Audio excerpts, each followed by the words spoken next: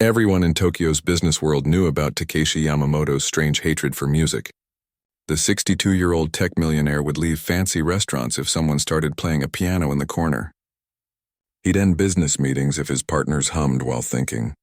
Once he even walked out of his own company's holiday party when an employee turned on background music.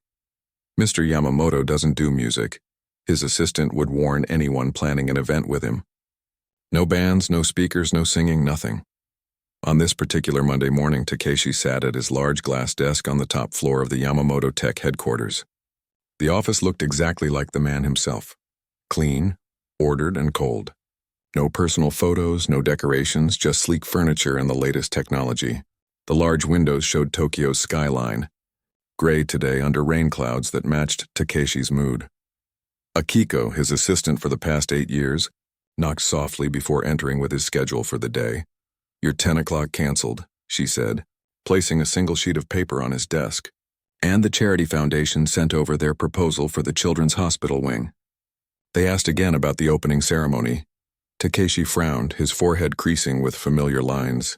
"Tell them my conditions haven't changed. My donation comes with the same requirements as always."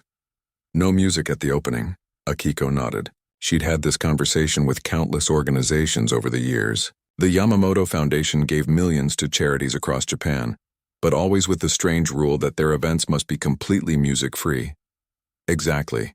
If they can't agree to that, they can find funding elsewhere. Takeshi turned to his computer, clearly ending the conversation. After Akiko left, Takeshi looked at the invitation that had arrived yesterday, an elegant card requesting his presence at a technology award ceremony next month. He was being honored for lifetime achievement, something that should have made him proud. Instead, he felt only dread at the thought of another event where he'd have to warn the organizers. No musical performances, no background music, not even a brief introduction with theme music.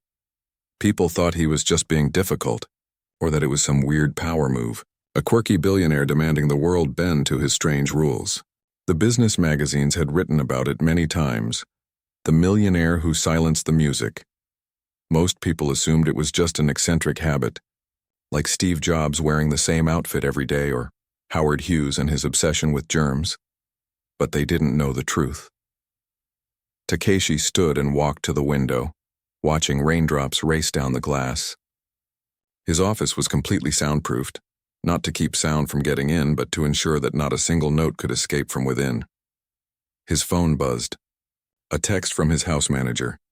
Maintenance crew finished the monthly check on the special room. All systems working perfectly. He deleted the message immediately. No one could know about the room. Not his business partners, not his few friends, and certainly not the public. Takeshi's mansion stood on a hillside overlooking Tokyo, surrounded by high walls and security cameras.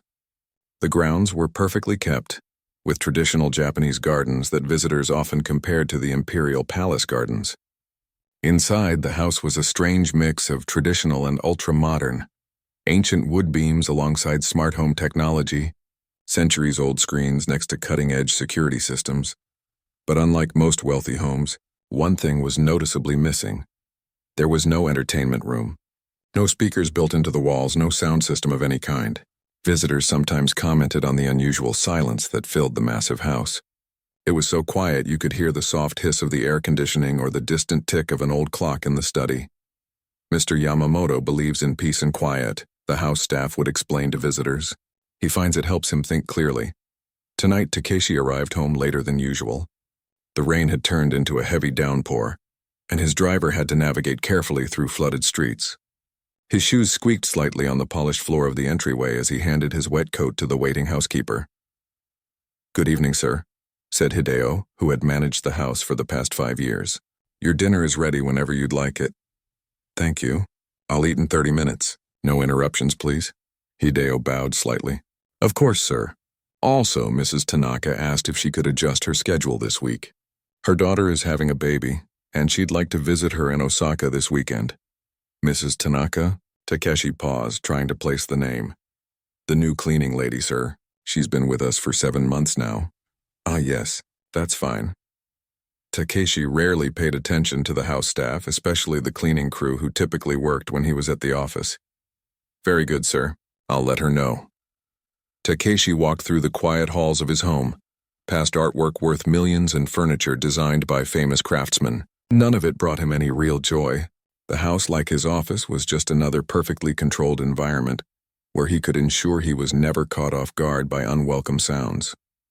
He entered his bedroom and closed the door, locking it despite being alone except for his staff. From his pocket, he took a small silver key that he always carried with him. Moving to his closet, he pushed aside hanging clothes to reveal a hidden panel in the back wall. The key fit perfectly into a nearly invisible keyhole. Behind the panel was a second door with a fingerprint scanner. Takeshi placed his thumb on the black square, waited for the green light, then entered a 6-digit code on a small keypad. With a soft click, the hidden door swung open to reveal a narrow staircase leading down. The stairs led to a basement level that wasn't shown on any house plans.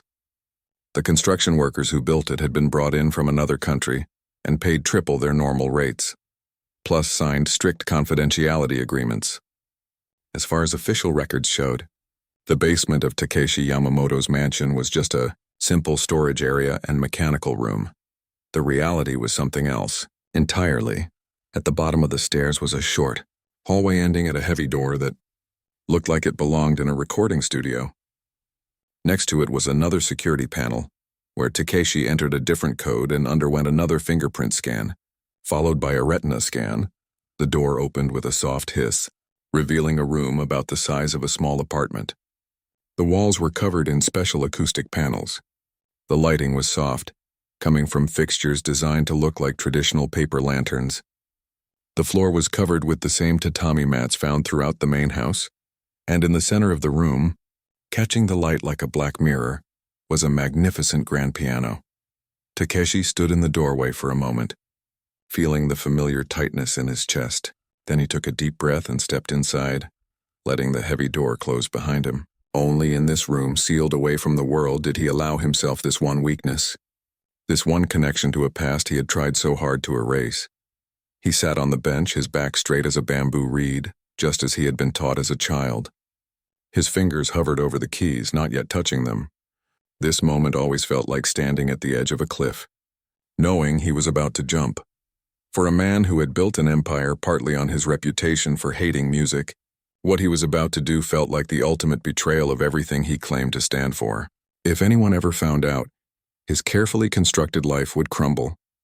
People would call him a fraud, a fake, a liar, and they would be right. Takeshi's hands came down on the keys, and the room filled with the opening notes of Bach's Goldberg Variations, the piece his father had made him practice for hours each day, until his small fingers cramped with pain. The piece he had played at his first recital when he was just 6 years old, standing on a box to reach the piano properly. As he played, his face changed. The hard lines softened. The permanent frown disappeared. His eyes closed, and for a brief moment the powerful, feared businessman vanished, replaced by the ghost of a small boy who had once loved music more than anything in the world. Upstairs, his dinner grew cold as the staff wondered where he had disappeared to. They were used to his strange absences, the times when he seemed to vanish within his own home. They had learned not to look for him, not to ask questions, and so no one heard the beautiful music coming from beneath the house, a secret symphony played by the man who supposedly hated music more than anything in the world. No one, that is, except for Mrs. Tanaka, the new cleaning lady who had accidentally discovered an air vent in a rarely used storage closet, an air vent that sometimes, very faintly, carried the sound of piano music when everyone thought the master of the house was away on business. Tonight, as she finished her evening duties, she paused by that closet, her ear pressed against the wall, listening to the faint melody that drifted up like a ghost through the hidden vent. Her eyes widened in confusion and wonder as she recognized the skillful playing of someone who had trained for years. Someone in this musicless house was playing Bach, and playing it beautifully. Mrs. Tanaka couldn't stop thinking about the piano music as she rode the train home that night. The gentle sway of the carriage usually lulled her into a half-sleep after a long day of cleaning, but tonight her mind was wide awake. She was sure of what she'd heard. The unmistakable sound of Bach, played with the confidence of someone who had spent years mastering the instrument. But how could that be? Everyone knew about Mr. Yamamoto's hatred for music. It was mentioned in every magazine article about him. The house staff talked about it in whispers during their breaks, sharing stories of his angry outbursts when someone's phone accidentally played a ringtone or when a delivery person hummed while carrying packages. "You're imagining things, old woman," she muttered to herself as the train pulled into her station. The next morning, Mrs. Tanaka arrived at the mansion earlier than usual. At 62, she was the oldest member of the cleaning staff, but she worked harder than people half her age. After raising 3 children on her own and putting 2 through college by cleaning houses and offices, she had developed a tireless work ethic that impressed even Mr. Yamamoto's strict house manager. She made her way to the storage closet where she'd heard the music. In the daylight, with the house bustling with morning activities, it seemed silly to think she had heard a piano coming through an air vent. She examined the small metal grate near the floor. It looked ordinary enough, just a standard ventilation duct. But where did it lead? The mansion was enormous, with wings and rooms that Mrs. Tanaka had never even seen. After 7 months working here, she still discovered new areas occasionally. But she knew there was no music room. That much was certain. "Mrs. Tanaka?" The house manager's voice made her jump. "Is everything all right?" She stood up quickly, brushing dust from her uniform. "Yes, Mr. Hideo. Just being thorough with the cleaning." He nodded, seemingly satisfied with her explanation. "Mr. Yamamoto will be working from home today. Please ensure the east wing is completely silent." "Of course." She bowed slightly and watched him walk away before casting one last curious glance at the vent. 40 miles away, in a small cemetery outside Kyoto, an old man placed flowers on a grave. The headstone was large and imposing, bearing the name Yamamoto Hiroshi with the dates 1935 to 2020 carved beneath it. Under that, in smaller letters, "Celebrated pianist and teacher." Takeshi stood before his father's grave, his face as unreadable as it was in business meetings. He had been coming here every month for 3 years since his father's death. Not out of love or respect, those feelings had died decades ago, but out of some obligation he couldn't quite name. "I played Bach last night," he said quietly to the stone. "The Goldberg variations. I made 3 mistakes in the 25th variation. You would have made me start over." The wind rustled the trees around the cemetery, but otherwise there was only silence. No response would ever come from the man who had once been Japan's most demanding piano teacher. Takeshi's mind drifted back to his childhood, to the small apartment in Kyoto where he had grown up. His earliest memory was sitting on his father's lap at the piano, his tiny fingers guided by large, calloused hands. His father had been a concert pianist before an injury ended his performing career, forcing him to teach instead. All his frustrated ambitions were then poured into his only son. By age 5, Takeshi was practicing 4 hours a day. By 8, it was 6 hours. No playing outside, no watching TV, no friends, just the piano and his father's constant criticism. Again, how can my son be so stupid? A monkey could play better than you." These words echoed in Takeshi's mind as clearly as if they had been shouted yesterday, not 50 years ago. He remembered the wooden ruler his father would rap against his knuckles when he made mistakes. He remembered crying silently into his pillow at night, his fingers too sore to bend properly. But worst of all, he remembered the competition, the one that changed everything. Takeshi was 12 years old. The All-Japan Junior Piano Competition was the most prestigious contest for young pianists in the country. His father had been preparing him for it since he was 9. 3 years of increasingly brutal practice sessions, of being woken at 5 a.m. to play scales before school, of having dinner withheld until he perfected difficult passages. "You will win," his father had told him the night before, not as encouragement but as an order. "You will win, or you are no son of mine." The next day, dressed in a too-tight suit and sweating under the stage lights, Takeshi had walked to the grand piano before an audience of hundreds. He sat on the bench, adjusted his height, and placed his hands on the keys to begin Chopin's Ballade No. 1 in G minor. And then, nothing. His mind went completely blank. The notes he had played thousands of times vanished from his memory. His hands froze above the keys as panic rose in his chest like floodwater. He could see his father in the front row, his face darkening with rage. 10 seconds passed, 20. Someone coughed. A judge whispered to another. Finally, Takeshi managed to play the opening notes, but it was too late. His confidence was shattered. He stumbled through the piece, making mistake after mistake. each one worse than the last. When he finally finished, the applause was scattered and pitying. His father didn't speak to him on the drive home. When they arrived, he calmly opened Takeshi's door and said, "I have no son." Then he walked into the house, leaving Takeshi on the sidewalk with his small suitcase. That night, Takeshi slept at a friend's house. The next day, he took a train to Tokyo to live with his mother's sister. He never touched a piano again, at least not where anyone could see him. He focused on school, then university, then business. Technology became his new passion, partly because it was as far from the world of classical music as he could get. Standing at the grave now, Takeshi checked his watch. He had a video conference in an hour. "Time to go. You failed," he said to the headstone. "I built an empire without your precious music. I became more successful, more respected than you ever were." But even as he said it, Takeshi knew it wasn't entirely true. Because hidden beneath his mansion was proof that his father's obsession had become his own. A different kind of prison, but a prison nonetheless. Back at the mansion, Mrs. Tanaka was dusting the bookshelves in Mr. Yamamoto's study when she found something unusual. Behind a row of business books was a faded photograph in a simple frame. It showed a stern-looking man in a suit standing next to a small boy at a piano.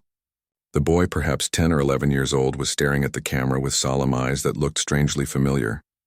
With a jolt, Mrs. Tanaka realized she was looking at her employer as a child.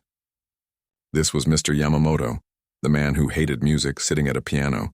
She carefully put the photo back exactly where she had found it and continued her dusting, but her mind was racing. The hidden photo, the music from the vent, they had to be connected. That evening, after most of the staff had gone home, Mrs. Tanaka was finishing up in the kitchen when she heard the main door open and close. Mr. Yamamoto had returned from his trip. She kept out of sight as she heard him speaking to Mr. Hideo. "I'll be in my study. I don't want to be disturbed for any reason." "Yes, sir. Your dinner is prepared whenever you'd like it." Mrs. Tanaka waited in the kitchen until she heard both men's footsteps fade away. Then, moving as quietly as possible, she made her way to the storage closet with the vent. She knew she was risking her job, maybe even breaking the law by spying on her employer, but her curiosity was too strong to ignore. She sat on the floor of the dark closet and waited, her ear near the vent.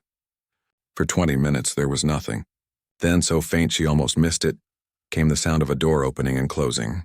A few moments later, the first notes of Chopin drifted up through the vent. It was the same piece she had heard her late husband play countless times, Ballade No. 1 in G minor. He had been a music teacher at a local school, playing for 30 years on their old upright piano in their small apartment. Never famous, never rich, but happy in his music.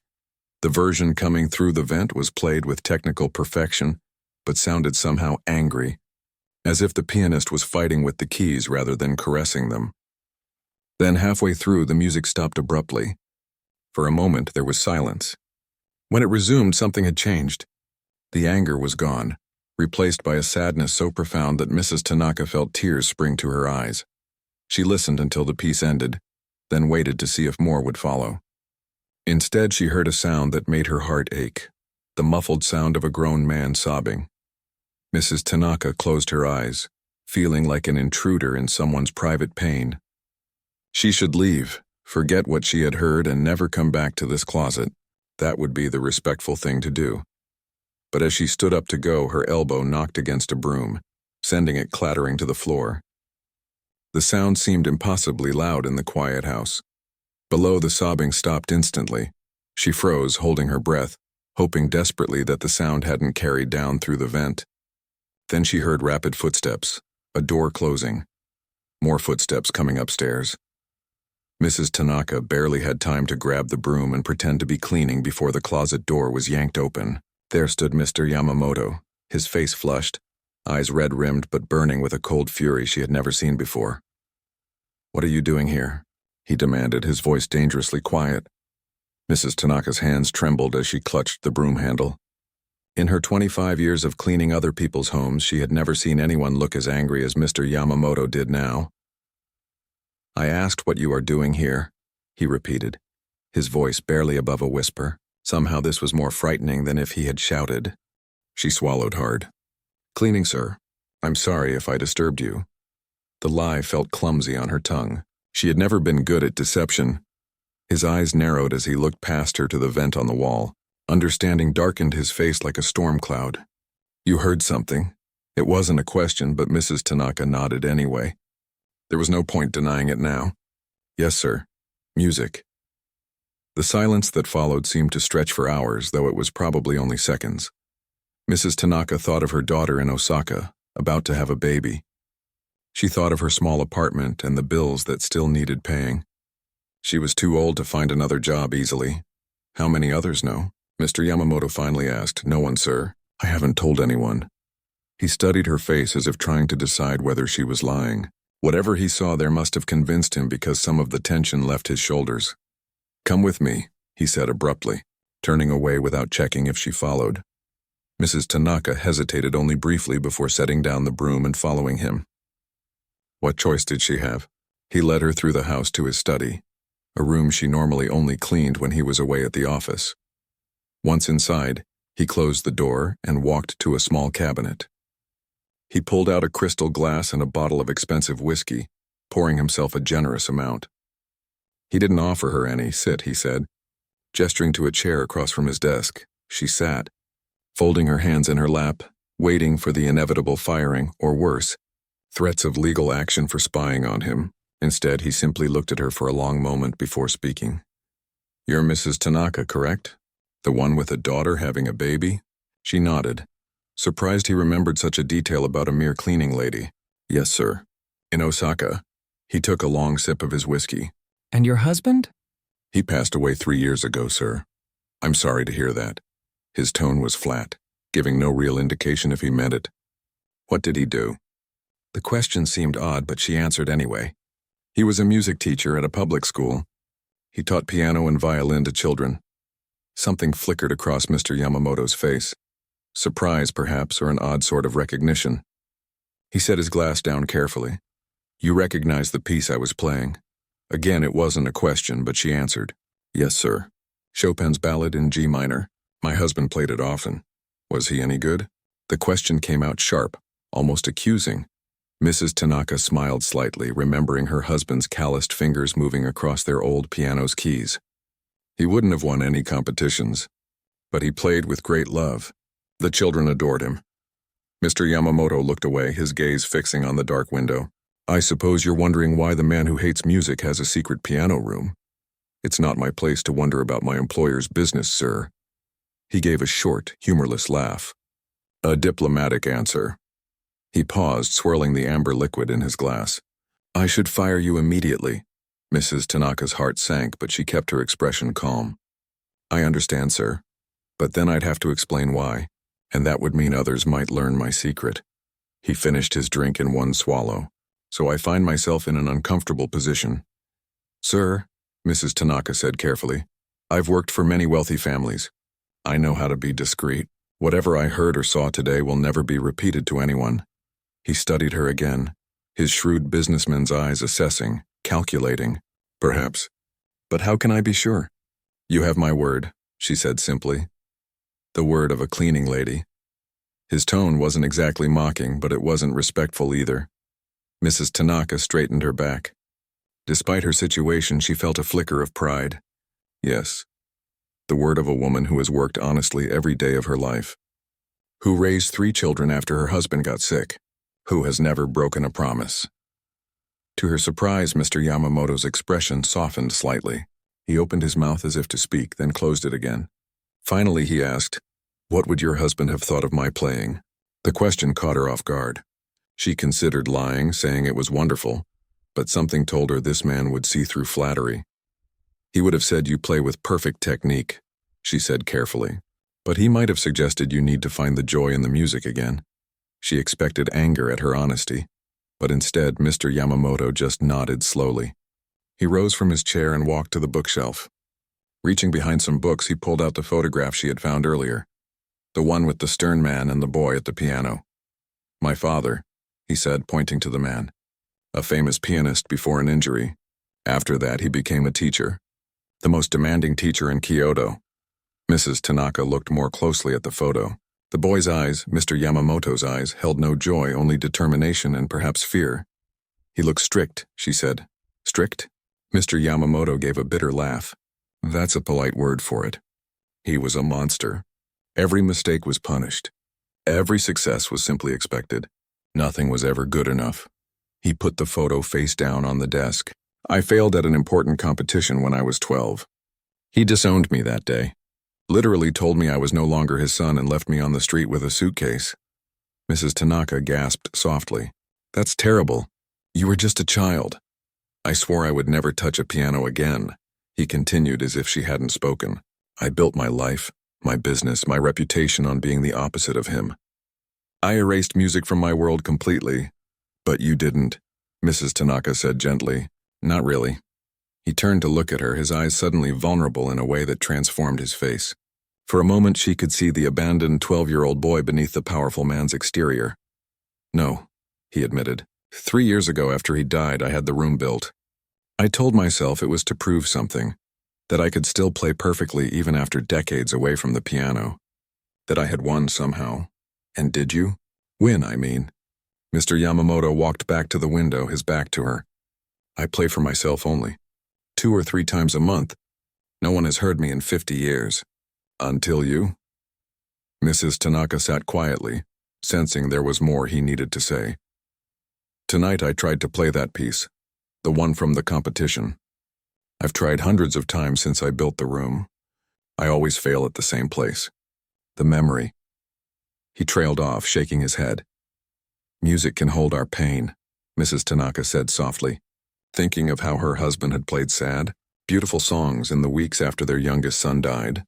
"But it can also help release it." Mr. Yamamoto turned to face her. "You're not at all what I expected." "No one ever is once you truly see them," she replied. He walked back to his desk and sat down heavily. "I can't fire you. The risk of you talking is less than the risk of explaining why you were fired."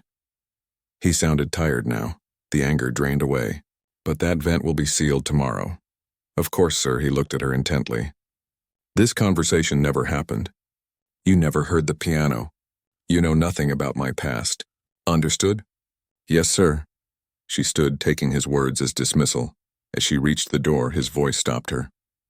"Mrs. Tanaka, when does your daughter have her baby?" "The doctors say within the week, sir." He nodded. "Take 2 weeks off with pay. Go to Osaka." Surprised, she bowed. "Thank you, sir." "That's very generous. One more thing," he said as she opened the door. "Your husband. What was his approach to teaching children music?" Mrs. Tanaka smiled, memories warming her heart. "He believed in encouragement, not criticism. He said fear might make technical perfection, but only joy creates true music." Something shifted in Mr. Yamamoto's expression. Not quite a smile, but a softening around the eyes. "Go home, Mrs. Tanaka. It's late." The next 2 weeks passed quickly for Mrs. Tanaka. Her grandson was born, a healthy baby boy with a strong cry and his mother's eyes. She helped her daughter adjust to motherhood, cooked meals, did laundry, and told old family stories to her other grandchildren. She thought often of Mr. Yamamoto and their strange conversation.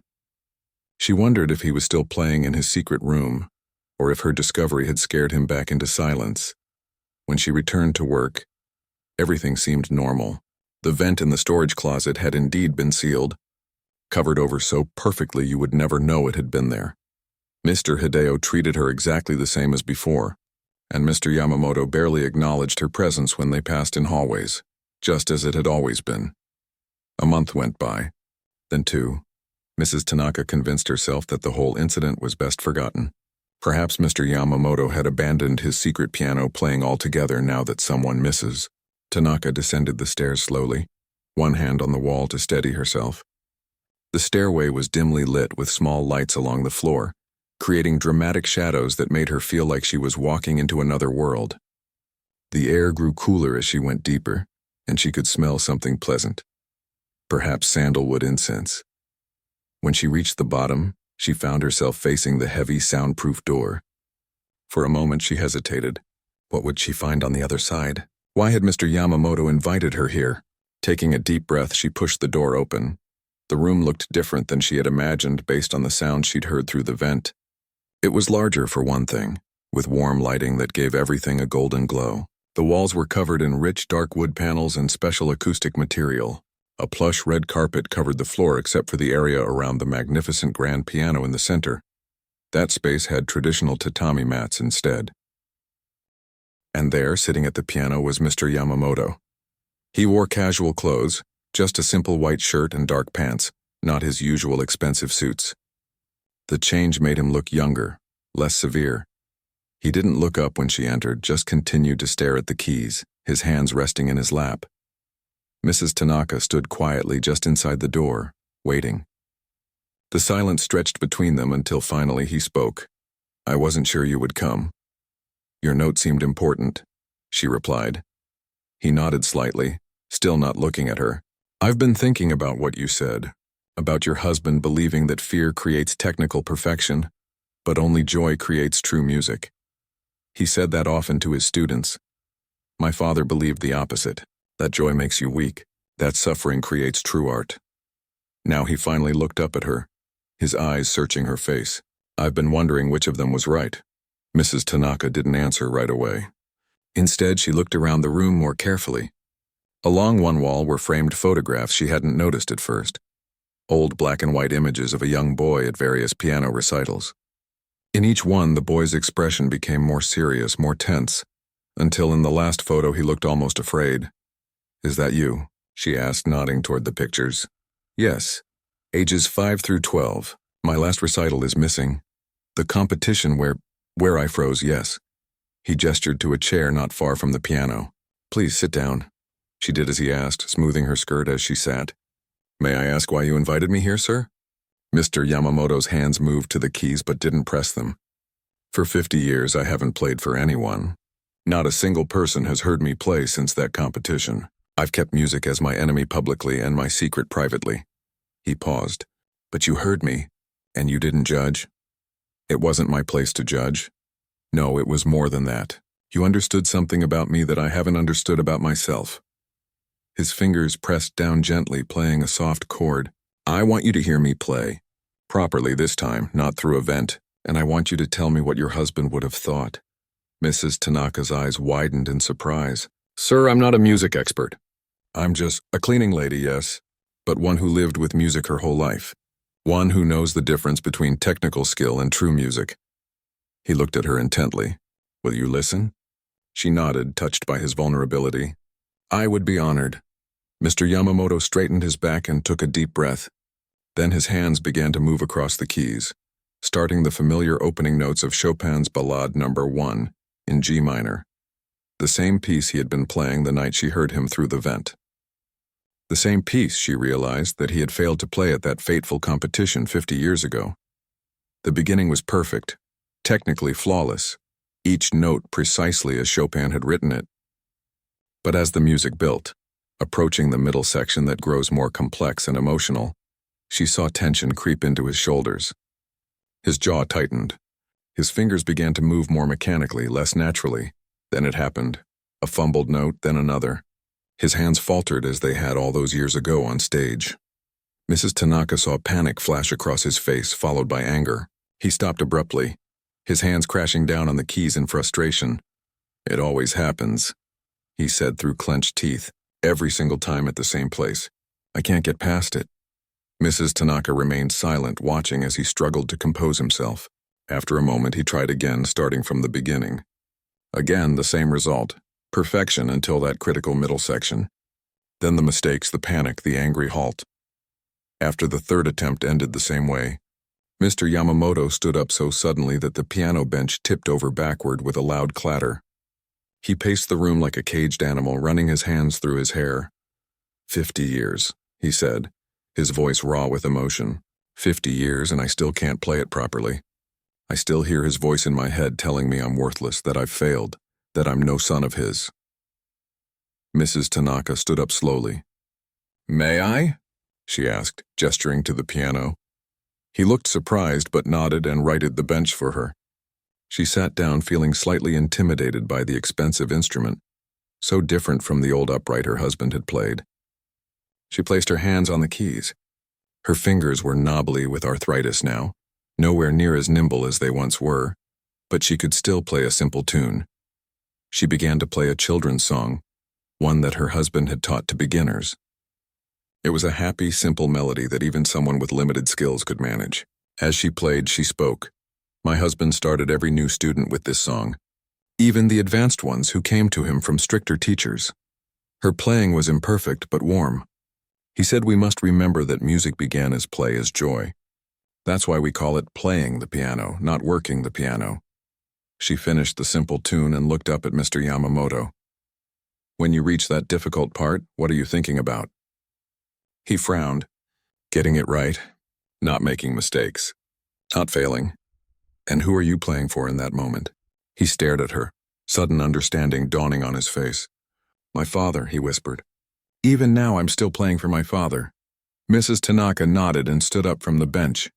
May I suggest something? Next time try playing for yourself, or better yet, play for the music itself. She stepped away from the piano, allowing him to sit back down. This time, he didn't immediately place his hands on the keys. Instead, he closed his eyes for a long moment, taking several deep breaths.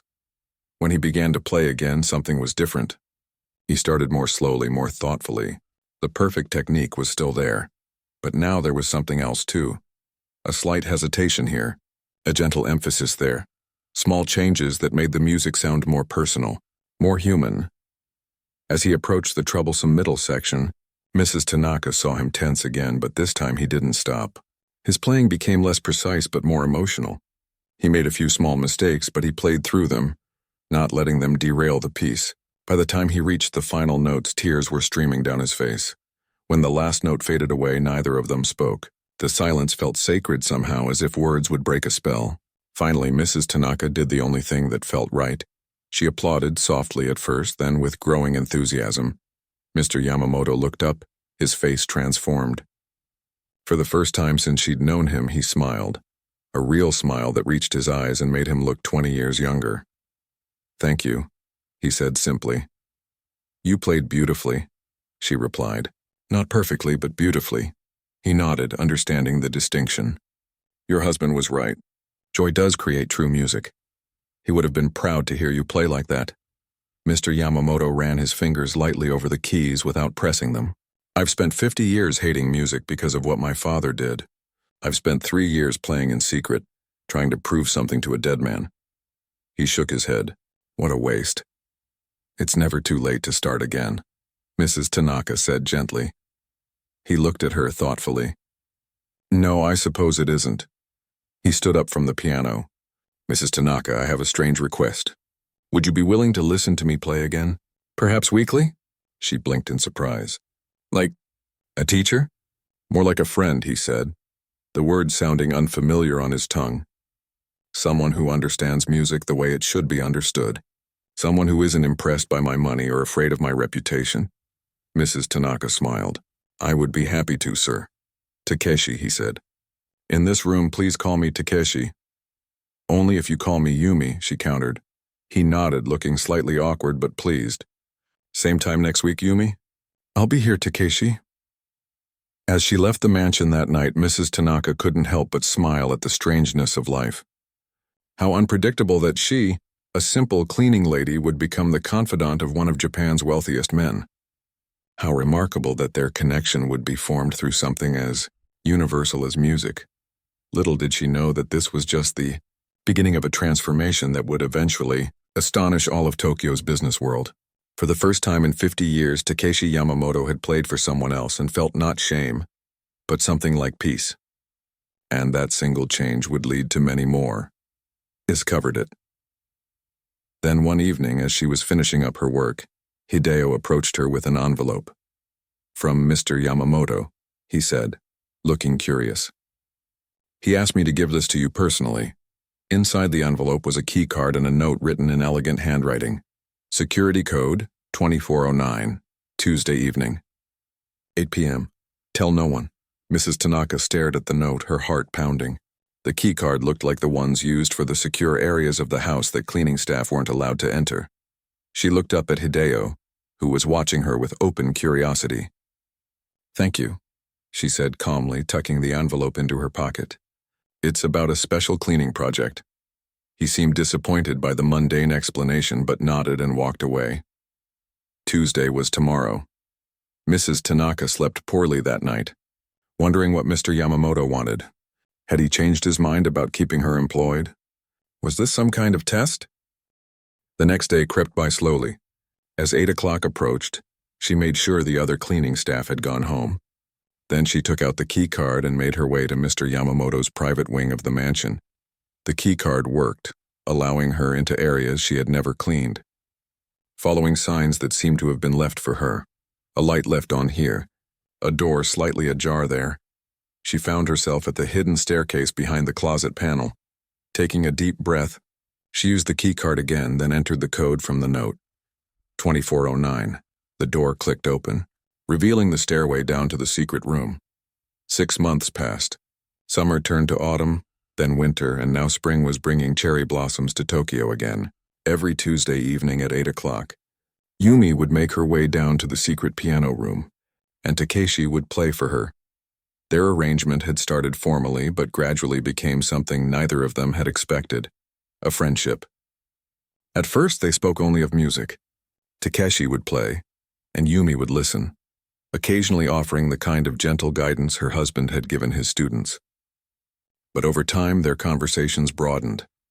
Takeshi spoke of his lonely childhood, of building his company from nothing, of business victories and personal regrets. Yumi told him about raising 3 children on a cleaner's salary after her husband got sick, about her dreams for her grandchildren, about the small joys that had carried her through hard times. Tonight, as Yumi entered the piano room, she could tell something was different.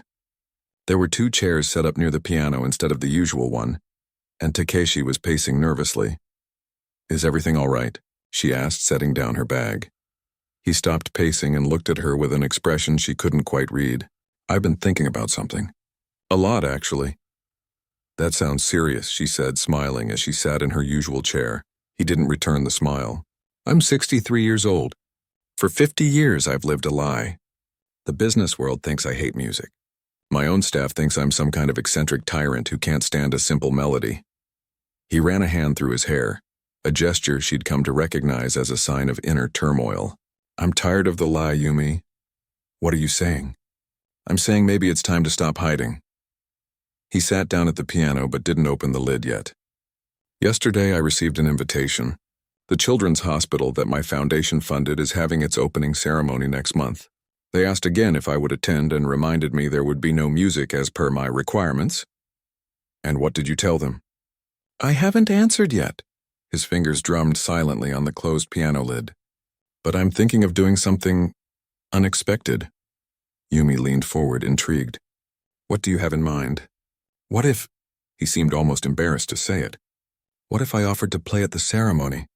Yumi's eyes widened. "You mean perform? In public?" "Yes." The word came out short and clipped as if it had been difficult to say. "That would certainly be unexpected," she said carefully. "Are you sure you're ready for that?" "No," he gave a short laugh. "After 50 years of not playing for anyone but myself and recently you, I'm definitely not ready. But I might never be ready if I wait for that feeling."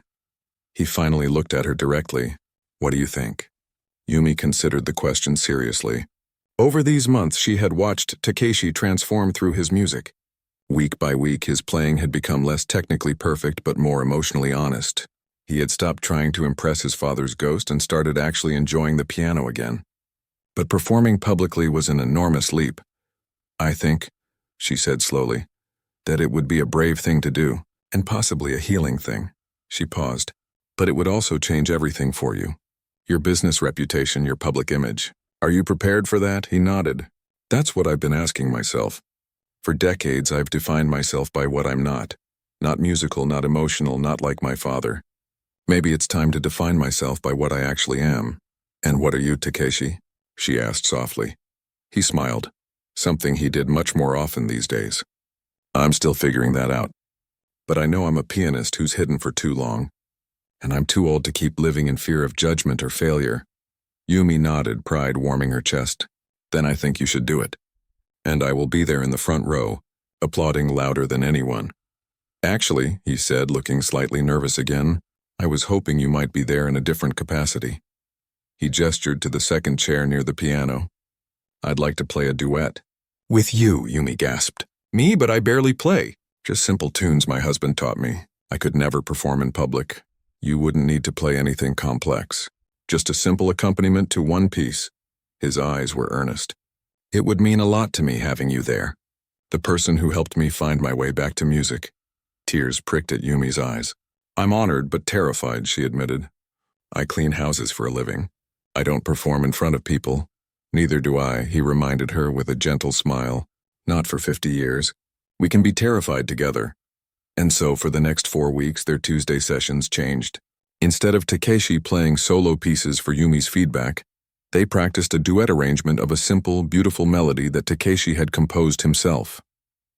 He had written it specifically so that the left-hand part, which Yumi would play, used only basic chords that she could manage despite her arthritic fingers. The piece told their story, beginning with sharp, angry notes that gradually softened and found harmony with the simpler, warmer tones of Yumi's part. By the final measures, the two parts wove together in a way that was not technically impressive, but emotionally powerful. The day of the children's hospital opening arrived with perfect spring weather. Cherry blossoms floated on the breeze, and the sky was a brilliant blue.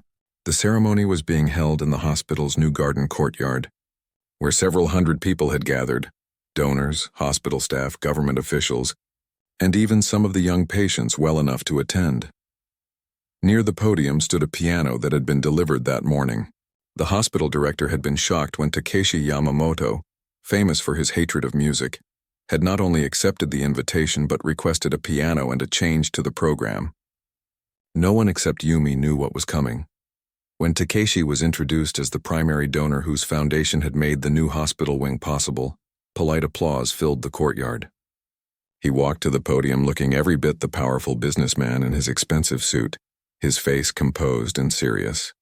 "Thank you for the kind introduction," he began. "As many of you know, my foundation has supported children's causes for many years. But what most people don't know is why."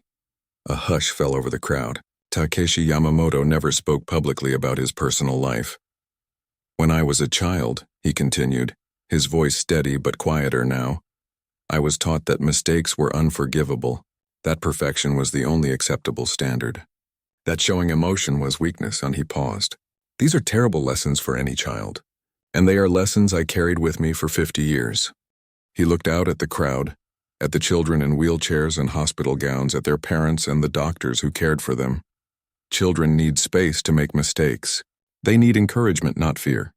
They need music and joy and laughter, especially when they're facing the challenges that many young patients here confront every day." He gestured to the piano. "For most of my life, people have known me as the businessman who hates music. Today that changes."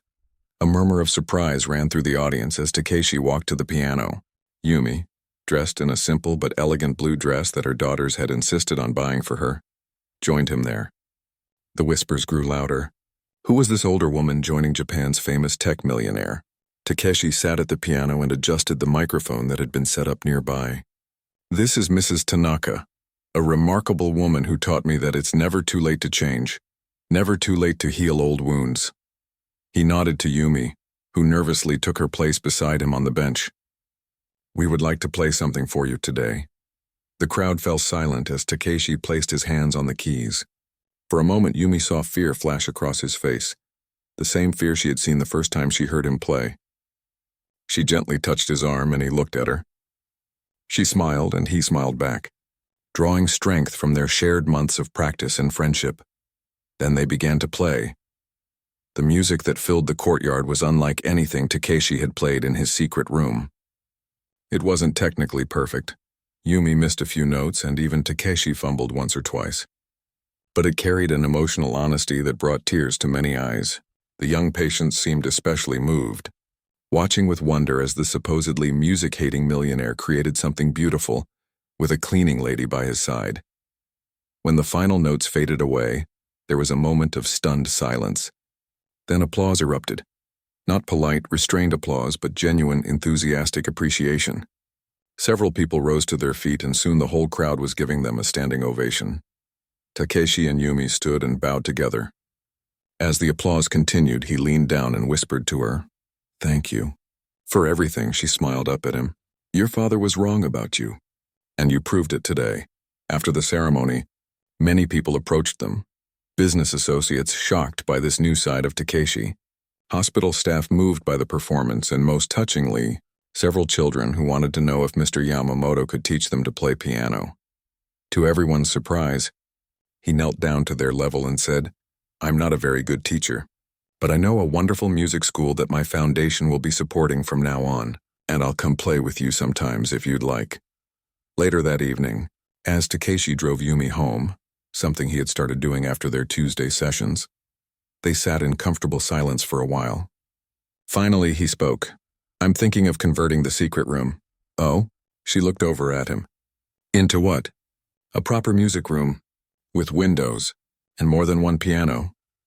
He glanced at her briefly before returning his eyes to the road. A place where those children from the hospital could come for lessons. Where music can be shared, not hidden. Yumi smiled. I think that's a wonderful idea. I'll need help running it, he added casually. Someone who understands how music should be taught. With joy, not fear. She looked at him in surprise. Are you offering me a job, Takeshi? I'm offering you a partnership, he corrected. Your wisdom and my resources. Together we could help many children find what I lost for 50 years. As the car stopped at a red light, he turned to look at her fully.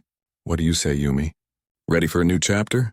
Yumi thought of her late husband, and how happy he would be to see music continuing to change lives through her.